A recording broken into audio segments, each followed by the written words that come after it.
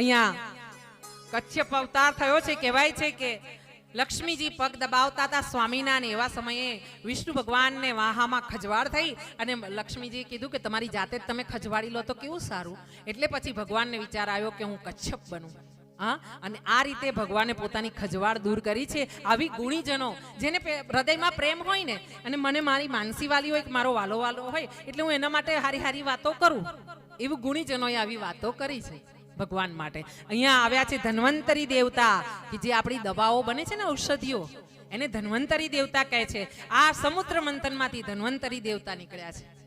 અને સમુદ્ર મંથનમાંથી જ્યારે નીકળ્યા ત્યારે અમૃત કળશ લઈને આપણા માટે નીકળ્યા છે. આ જે સારી સારી વસ્તુઓ છે, જે દવાઓ છે, હા, ઔષધિઓ છે, એ બધું અમૃત છે. અહીંયા બોલીએ ધન્વંતરી દેવ કી.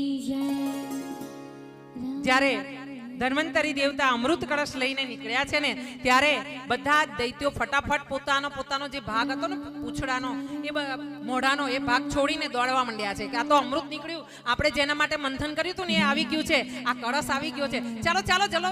બધા અમૃતનો કળશ લેવા માટે ને એકબીજા છીનવવા માટે લડી રહ્યા છે. ને આ બાજુ દેવો હતા ને, એ લોકો વિચાર કરી રહ્યા છે કે આપણે લડવું નથી, આપણે દાઈમાના દીકરા. હા, દાઈમાના દીકરા લડે નહીં, સમજે. આ દેવોની જગ્યાએ દૈત્યો લડી રહ્યા છે ધન્વંતરીના હાથમાંથી અમૃતનો કુંભ લેવા માટે. ને એવા સમયે માં લક્ષ્મીજી ત્યાં પ્રકટ થયા છે મંથનમાંથી, અને સુંદર રૂપ શણગાર સજીને આવ્યા છે. પ્રભુએ વિષ્ણુ ભગવાને એમનો સ્વીકાર કર્યો છે, અને દૈત્યો એમને જોતા રહી ગયા છે કે આ સુંદરી કોણ નીકળી આમાંથી. હા, કહેવાય તે માખી ચંદન પર હરે ને દુર્ગંધ હોય ત્યાં જાય, મૂર્ખ નરને ભજન નો ભાવે એ કાં ઉઠે અને ક્યાં તો ઊંઘી જાય. માખી ચંદન પર હરે દુર્ગંધ હોય ત્યાં જાય, મૂર્ખ નરને ભજન નો ભાવે એ ઉઠે કાં ઊંઘી જાય. આપણી પાસે કોઈ ઊંઘી જાય જોકો મારે ને આમ ધક્કો મારવાનો, એનું પુણ્ય મળે કે જાગ ભાઈ, ભાગવત ચાલે છે. આપણો જે સ્વભાવ, આપણી જે પ્રકૃતિ, આપણા જે સંસ્કાર, આપણાને જે વારસામાં મળ્યું આપણે એ કરીએ.